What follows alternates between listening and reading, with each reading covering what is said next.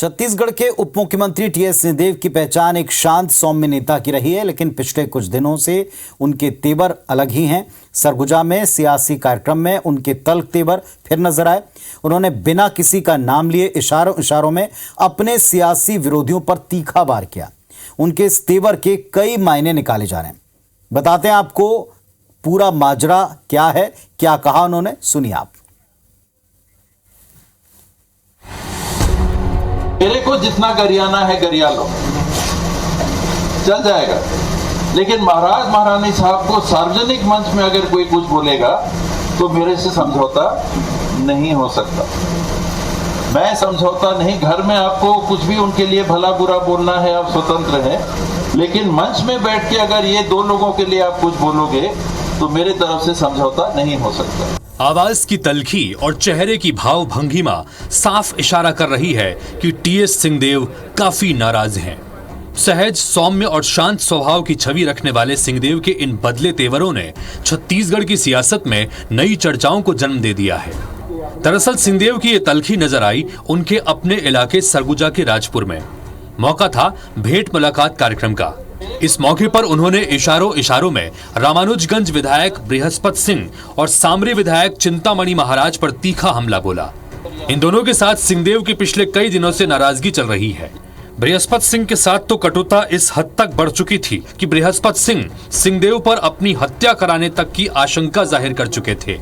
ये अगर उनको इस बात का घमंड है कि 2, 4, 5 विधायकों की हत्या करा देंगे तो हम सीएम बन जाएंगे, तो उनको ये मुबारक हो। हम लोग कोशिश करेंगे जान बचाने का। राजा है, मरवाई देगा तो क्या करूंगा। आप सबका आशीर्वाद रहेगा तो जिंदा रहेंगे। और मुझे आशंका है कि किसी भी समय वो हमारी जानलेवा हमला करने के साथ साथ हत्या करा सकता है। बृहस्पति सिंह के इस संगीन आरोप ने तब प्रदेश की सियासत में खलबली मचा दी थी। यहाँ तक कि टीएस सिंहदेव के भतीजे वीरभद्र सिंह पर एफआईआर भी दर्ज हुई थी। बाद में उनकी ट्रेन से गिरकर संदिग्ध परिस्थितियों में मौत भी हो गई। हालांकि बाद में केंद्रीय और प्रादेशिक नेतृत्व के हस्तक्षेप के बाद बृहस्पति सिंह और सिंहदेव के बीच कथित तौर पर समझौता हो गया था।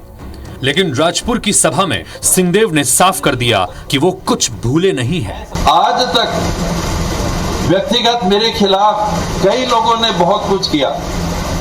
मैंने कभी उसको राजनीति के क्षेत्र में बीच में आने नहीं दिया। लेकिन आज एक घटना ऐसी घटी है छत्तीसगढ़ में जिसमें एक सीमा पार करके किसी ने मेरे ऊपर आरोप लगाया, जान के खतरे का आरोप लगाया।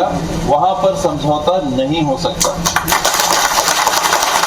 आगे क्या होगा ये पब्लिक जाने, आगे क्या होगा ये पार्टी जाने, लेकिन मेरे तरफ से वहां समझौता नहीं हो सकता। सिंहदेव ने सामरी विधायक चिंतामणि को भी निशाने पर लिया।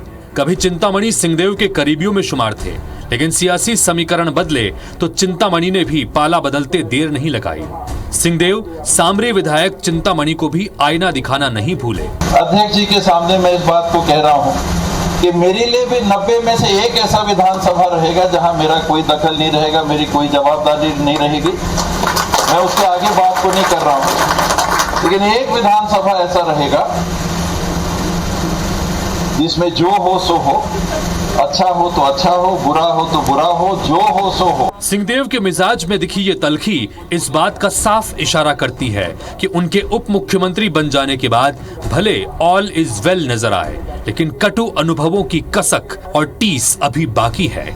सिंहदेव ने पत्रकारों के सवालों के जवाब में अपनी इस नाकामी को संकेतों में कबूल भी किया है। मेरी जवाबदारी है कि सबके बीच में समन्वय बने, सबके बीच में प्रेम भाव बना रहे और मिलके हम काम करें। चुनाव में हार होगी जीत होगी ये मकसद नहीं है, लेकिन आपस में प्रेम भाईचारा बने रहना चाहिए, समन्वय बने रहना चाहिए। वो बनाने में मैं फेल हुआ।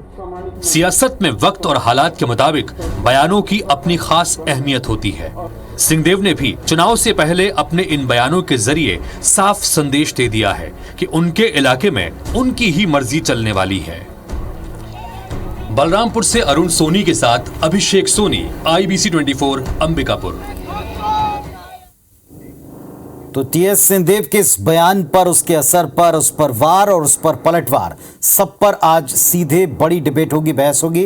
रात को 8 बजे छत्तीसगढ़ की बात देखना मत भूलिएगा।